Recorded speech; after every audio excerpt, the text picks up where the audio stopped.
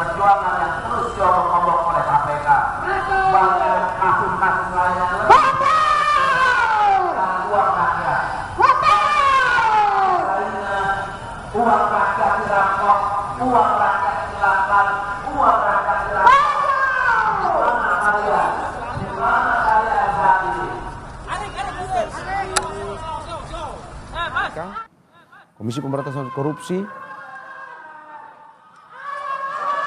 yang memeriksa Sekjen PDIP Hasto Kristianto ditetapkan sebagai tersangka. Saudara, ini adalah pemeriksaan pertama kalinya setelah kemarin usai pra peradilan ditolak oleh PN Jakarta Selatan, dan Hasto yang harusnya kemarin sekitar 3 hari lalu berhalangan hadir dan hari ini tiba di gedung KPK untuk dilakukan pemeriksaan oleh pihak KPK. Hasto bersama kuasa hukumnya tiba pada pukul 9.52, tepat 8 menit sebelum pukul 10, saudara. Bersama kuasa hukumnya mendatangi gedung KPK untuk dilakukan pemeriksaan. Pun juga tadi Anda bisa melihat rekan-rekan media yang sudah menunggu sejak pagi tadi untuk mendengarkan pernyataan yang langsung disampaikan oleh Sekjen PDIP Hasto, yang juga kemarin, saudara, sudah melakukan pernyataan bahwa hari ini dirinya akan memenuhi panggilan dari KPK. Anda bisa melihat visual terkini bagaimana awak media mencoba untuk mendapatkan pernyataan langsung dari Hasto sebelum nantinya diperiksa oleh pihak KPK. Nah, saudara, kita dengarkan pernyataan dari Hasto Kristianto yang hari ini akan diperiksa. Cukup. Sabar ya.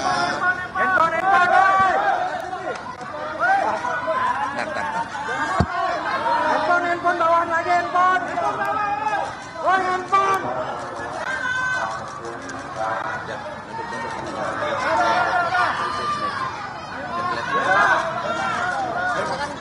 Oke, dah siap. Oke, baik, terima kasih seluruh masyarakat Indonesia yang saya cintai dan banggakan, rekan-rekan pers semua. Mohon maaf agak terlambat karena bis yang kami pesan itu sempat 3 kali di-cancel. Apakah ada obsus atau tidak? Yang jelas kami sempat mencoba mengganti 3 bis, tapi akhirnya tetap datang sehingga kami terlambat. Terima kasih atas kesabarannya. Pada kesempatan ini saya datang ke Komisi Pemberantasan Korupsi. Inilah sikap kooperatif yang kami tunjukkan sebagai warga negara Republik Indonesia yang syah, yang menjunjung tinggi hukum, dan datang meskipun sejak awal kami memahami bahwa begitu banyak agenda-agenda politik terkait dengan kasus saya. Ini bisa ditunjukkan yang pertama dari keterangan saksi yang mencoba diintimidasi. Bahkan saudari Tio pun itu tidak bisa berobat ke luar negeri melanjutkan pengobatan atas derita kanker yang dideritanya hanya karena tidak mau menyebutkan nama saya. Yang kedua, bahwa bukti-bukti yang disampaikan di dalam peradilan ternyata diperoleh juga dengan cara-cara yang tidak sah, dengan cara-cara melanggar etika, dengan cara-cara yang melakukan perbuatan melawan hukum, sebagaimana terjadi dengan saudara Kusnadi ketika dia datang mendampingi saya.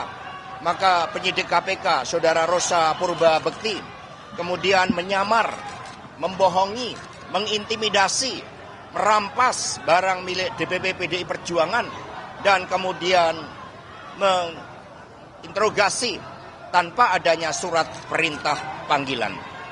Sehingga ini merupakan suatu pelanggaran yang sangat serius terhadap hukum.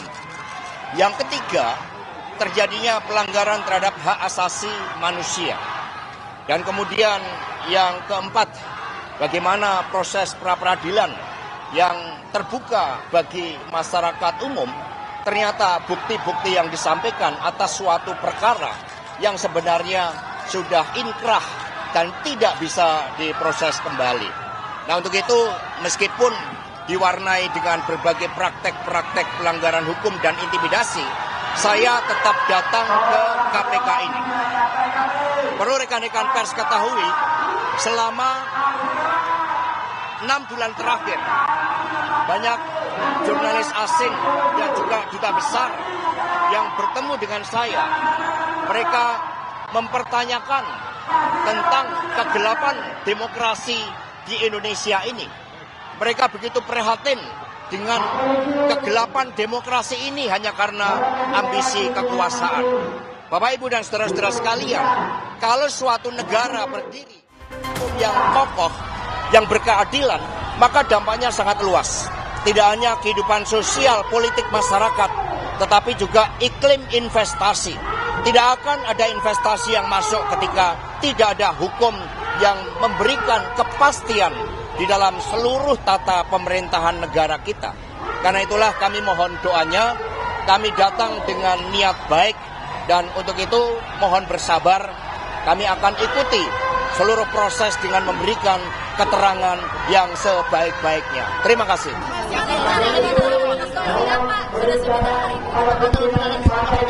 Ya udah siap, lahir batin.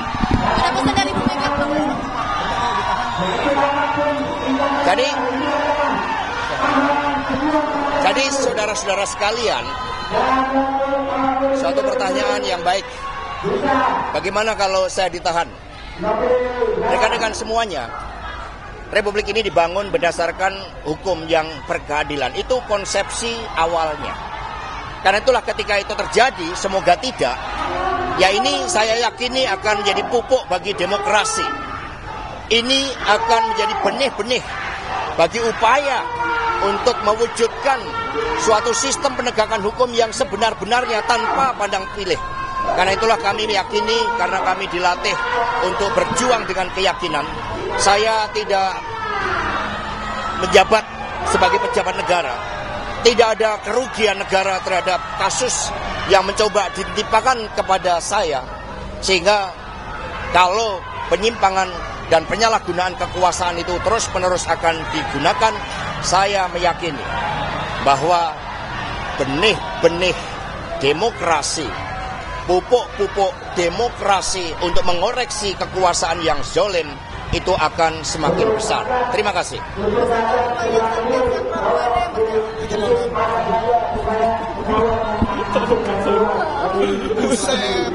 Aduh. Astaga.